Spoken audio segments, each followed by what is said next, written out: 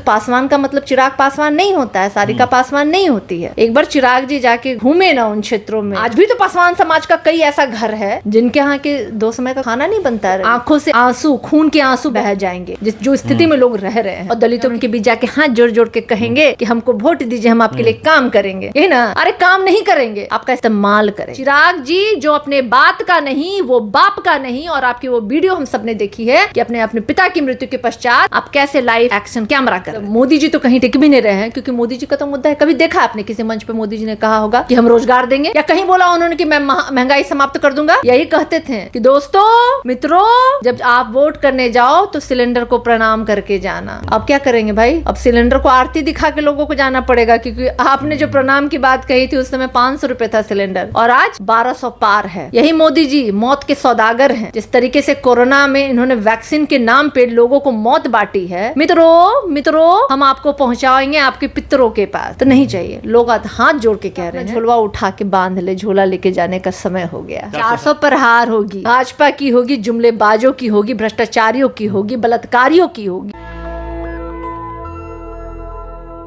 हाजीपुर में तेजस्वी यादव कहते हैं कि चिराग पासवान कहते थे कि जो संपन्न दलित है उनको आरक्षण छोड़ देना चाहिए। तो इसी पे उन्होंने दोहराया कि चिराग पासवान तो संपन्न दलित हैं, वो हाजीपुर जो सुरक्षित सीट है वहाँ से क्यों लड़ रहे हैं, वो कहीं और से लड़ लेते।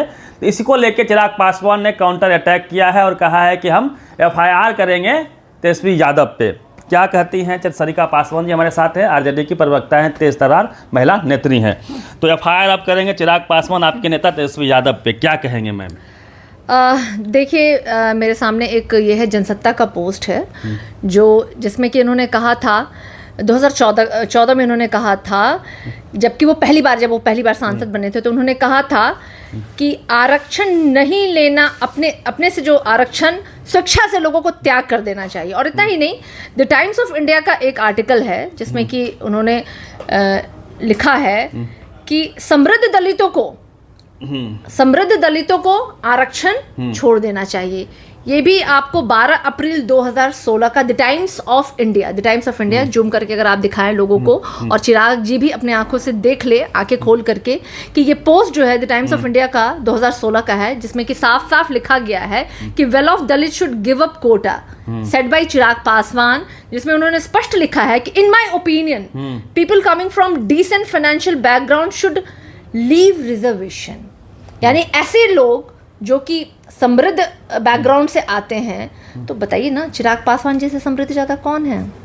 पिताजी मंत्री, सांसद, चाचा जी, भाई, एक और चाचा, ये खुद, और अब तो जीजा जी को भी ले आए हैं मैदान में। तो भाई चिराग जी, आपसे ज्यादा well background, well establish, financially well establishment में तो मुझे नहीं लगता कि कोई पासवान परिवार आता भी है।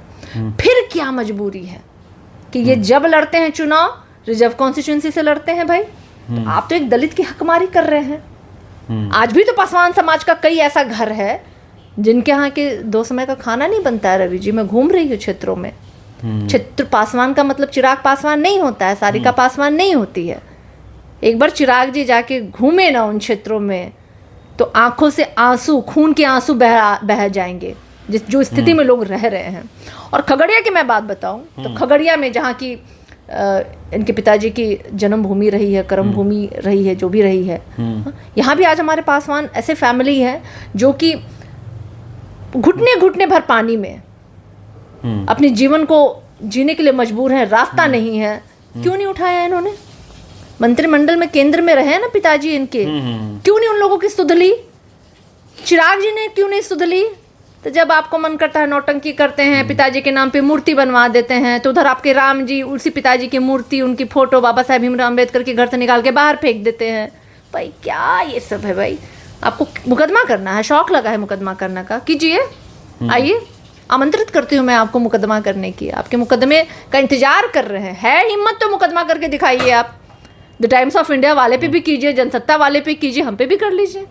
मैं तो आपको खुला चैलेंज देती हूँ। और अगर है आप समृद्ध दलित हैं, वेल एस्टेब्लिशमेंट वाले दलित हैं आप, जैसा आप कहते हैं, तो है हिम्मत चिराग जी, तो एक दिन का समय है, अपना नॉमिनेशन वापस लीजिए और जाकर खड़े होइए ऐसे कॉन्स्टिट्यूंसी से जो आरक्षित ना हो, तब मैं जानूंगी। 5 सीटें इनको मिली, उसमें से 3 सीटें जहाँ पे आरक्षण है, आरक्षित सीटें हैं, जमुई हो, हाजीपुर जहाँ खुद लड़ रहे हैं, और एक समस्तीपुर। तीनों जगह जो उन्होंने टिकटें दी है, एक तो जीजाजी को टिकट दी, एक जगह खुद लड़ रहे हैं। सारे वेल एस्टैब्लिश, जिनका बैकग्राउंड फाइनेंशियल पूरी तरीके से एक समृद्ध दलितों को, और उनमें से एक दलित को तो मैं दलित भी नहीं मानती हूँ। उनके पिताजी को ही मैंने कहा था कि ये अपने पूरे परिवार के आखिरी दलित हैं, तो उनके बाद वाला जो जनरेशन है उनको तो मैं दलित में काउंट ही नहीं करती हूँ। लेकिन इन्होंने के बारे में बोल रहे हैं। ऑफ कोर्स मैंने तो अशोक चौधरी जी को ही कहा था कि अपने पूरे जो कहते हैं घर में और अपने खानदान में ये आखिरी दलित हैं।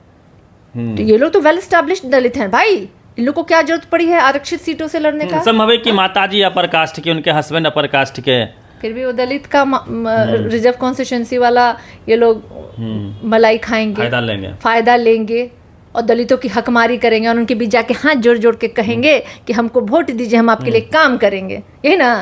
अरे काम नहीं करेंगे, आपका इस्तेमाल करेंगे। एक सवाल और है मैम, जब रामविलास पासवान जब पॉलिटिक्स में थे, एक्टिव पॉलिटिक्स में थे, उनकी लेगेसी रही है कि वो दलित इशू पे लगातार बोलते थे संसद में, कई बातें उन्होंने कही है दलित इशू को लेके, लेकिन चिराग जी नहीं बोलते, सिर्फ बोलते हैं हनुमान है, हनुमान है, हनुमान। इनकी पहचान हनुमान की हो गई है, इस पे क्या कहेंगे? ये वो हनुमान है जिन्होंने लंका में आग लगाई, लंका वो कुटिया, मैं उसको मानती हूँ लंका। स्वर्गीय रामविलास पासवान की खून पसीने से सिंची हुई पार्टी को तो इन्होंने जला के खाक कर दिया, और आपने देखा किस तरीके से परिवार में 2 भाग टूटा। खैर वो तो उनका पारिवारिक विषय है, उन विषय पे मैं बात नहीं करूंगी, लेकिन है तो सारे राजनीति क्षेत्र में, तो व्यवस्थापूर्वक मुझे बोलना पड़ता है। मैं किसी की पारिवारिक बातों में दखलंदाजी नहीं करती हूँ, लेकिन मेरी मजबूरी है, मेरी व्यवस्था है कि सारे तो उनके परिवार वाले लोग राजनीति में हैं, तो हम कैसे ना बोले, और क्यों ना हम बोले। और स्वर्गीय रामविलास पासवान का तो मैं मान भी लूं आप जो कह रहे हैं, लेकिन मैं स्वर्गीय रामविलास पासवान जी का एक भी आप मुझे बताइए जो परिवार से बाहर जाकर के उन्होंने किसी पासवान को आगे बढ़ने का मौका दिया। हालांकि आप जानते हैं कि केंद्र में किसी की भी सरकार रही, रामविलास पासवान जी मौसम वैज्ञानिक अपने आप को कहवा के हमेशा सत्ता में जुड़े रहे ना, किसी की भी सरकार हो, भाजपा की हो, यूपीए की हो, या किसी की भी हो, वो हमेशा पासवान जी सत्ता में एकदम शहद और मधुमक्खी की तरह चिपके रहे। लेकिन क्या उन्होंने किसी पासवान समाज के व्यक्ति को मंत्री बनाया, चाहे केंद्र में हो चाहे बिहार में हो? और उससे भी 2 कदम आगे की सोच चिराग जी है, उससे भी ज्यादा बदतर। इसलिए मैं कहती हूँ कि 2 और सीटें खगड़िया और वैशाली की हम बात कर लें तो हाँ बीना जी हैं जो पहले उनको धोखा भी दिए थे, बोले थे कि किसी गद्दार को मैं टिकट नहीं दूंगा। खगड़िया में कहा जा रहा है कि एक व्यवसायी को उन्होंने टिकट दिया जिस पे SC/ST का एक्ट का केस लगा हुआ है, तो आम कार्यकर्ता को टिकट नहीं दे रहे हैं चिराग।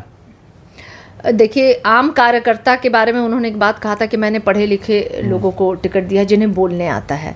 तो माने कि चिराग जी की पार्टी में ऐसा कोई व्यक्ति नहीं है, इनके अलावा जो बाहर से ये आए हैं, पैरासूट ग्लाइडिंग करवा के मंगवाए हैं, इनके अलावा पार्टी में वो लोग जो झंडे उठा रहे हैं वो कहीं से पढ़े लिखे नहीं है। लेकिन सांबवी चौधरी जब से पैदा ली, वो चिराग पासवान जी की पार्टी का झंडा ही लेकर के वो बड़ी हुई। राजेश वर्मा जो है ना, वो झंडा लेकर के इतने बड़े हुए हैं, और मतलब समझ लीजिए कि वो झंडा ढो ढो के यहाँ तक आए हैं, तो उनको तो भाई ऐसे सम्मान देना था उनको। और अपने कार्यकर्ताओं को जो बचपन से सही में झंडा ढो रहे हैं, जो पार्टी के प्रति समर्पित है, जो पढ़े लिखे हैं, अच्छे बोलने वाले हैं, उनको चिराग जी, क्योंकि कहीं ना कहीं वो आर्थिक रूप से कमजोर है ना, तो वो ऐसे लोगों को प्रमोट करते हैं जो समृद्ध हैं, अपने में सफल हैं, जिनके माता पिता मंत्री हैं, विधायक रहे हैं, ऐसे लोगों को चिराग जी, और इनको धोखेबाज, और इससे क्या मतलब है भाई? वैशाली में बीना जी को तो दिया है। धोखेबाज से उनको कोई मतलब, वो समय के हिसाब से तो चिराग जी नीतीश जी को क्या क्या कहा करते थे, भूल गए हैं? यही ना वो थे बीजेपी के बी टीम जिन्होंने चिराग मरवाना चाहते हैं नीतीश कुमार जी। क्या नहीं क्या तो अशोक चौधरी के बारे में भी उन्होंने कहा था, भूल गए आप? अशोक चौधरी के बारे में भी उन्होंने आपत्तिजनक बयान दिया था, और आखिर तो उसी अशोक चौधरी जी की बेटी को उन्होंने टिकट दिया।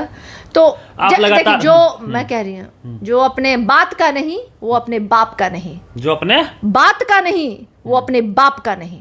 कौन अपने बात का नहीं है? जो भी व्यक्ति चिराग जी के लिए मैं ये कह रही हूँ स्पेशली, क्योंकि ये पूरा जो संस्करण है चिराग जी पे हम विषय पे बात करें, तो मैं चिराग जी को कहती हूँ, चिराग जी जो अपने बात का नहीं, वो बाप का नहीं। और आपकी वो वीडियो हम सब ने देखी है कि अपने अपने पिता की मृत्यु के पश्चात आप कैसे लाइव एक्शन कैमरा कर रहे थे ना, यही थे ना, लाइट एक्शन कैमरा कर रहे थे।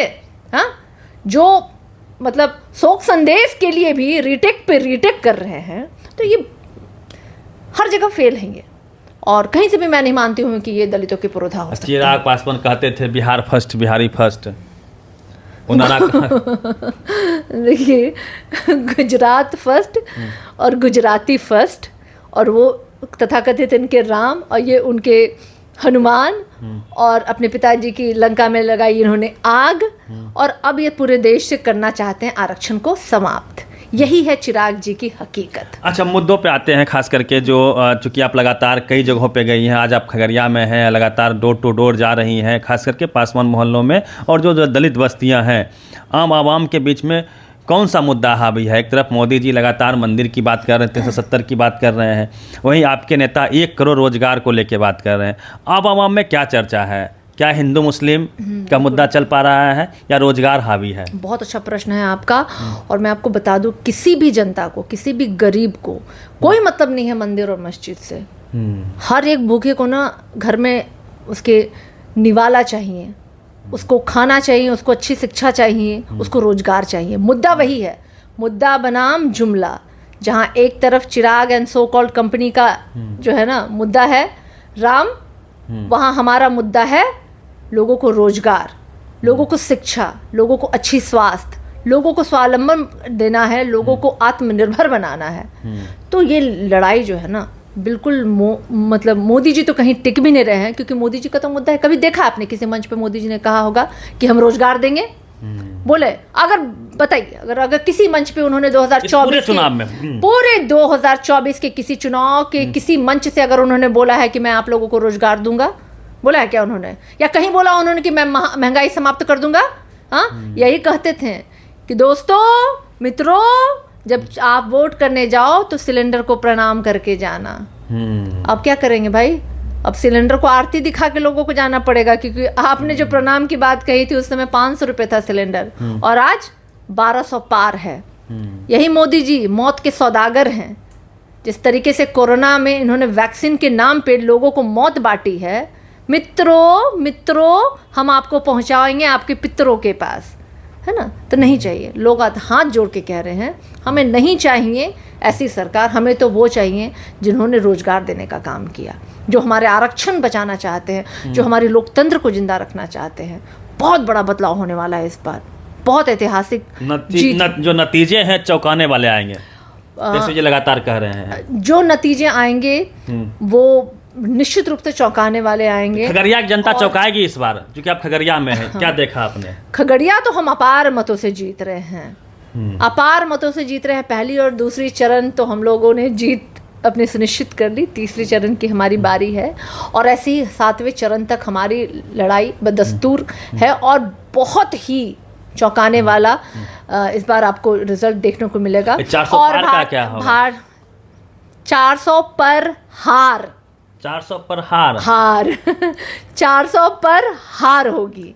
भाजपा की होगी, जुमलेबाजों की होगी, भ्रष्टाचारियों की होगी, बलात्कारियों की होगी। ये सब जो है ना इस बार हारेंगे। और इनको बोल दीजिएगा अपना झोलवा उठा के बांध ले, झोला लेके जाने का समय हो गया है। चलिए, तो सरिता पासवान जी थी, और जिस प्रकार से चिराग पासवान ने लीगल एक्शन लेने की बात कही है तेजस्वी यादव को लेके, जो बयान उन्होंने दिया कि जो संपन्न दलित है उनको आरक्षण छोड़ देना चाहिए, इसको लेके बिहार में संग्राम छिड़ा हुआ है। वहीं एक चीज़ और आप गौर करेंगे बिहार की राजनीति में, तो 20 के चुनाव में भी तेजस्वी यादव ने रोजगार के मुद्दे पे विपक्ष को बांध दिया था।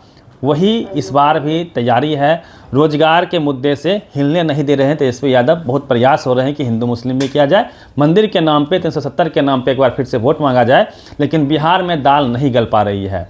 400 पार का क्या होगा, आपका क्या कहना है? 400 पर हार होगी, और दाल पूरे देश में नहीं गलने वाली है इनकी, पूरे देश में नहीं गलने वाली है। तो चुनावी मुद्दा रोजगार बनता हुआ दिख रहा है। पूरी बातचीत पे प्रतिक्रिया रवि मेहता, नेशनल दस्तक, खगड़िया। नेशनल दस्तक की आपसे गुजारिश है कि अगर इसको बचाना चाहते हैं तो नेशनल दस्तक को सब्सक्राइब करने के लिए रेड कलर के सब्सक्राइब बटन को दबाएं, फिर बेल आइकन की घंटी दबाएं। नेशनल दस्तक को बचाने के लिए बहुत जरूरी है कि हर खबर को शेयर करें, लाइक करें, कमेंट जरूर करें।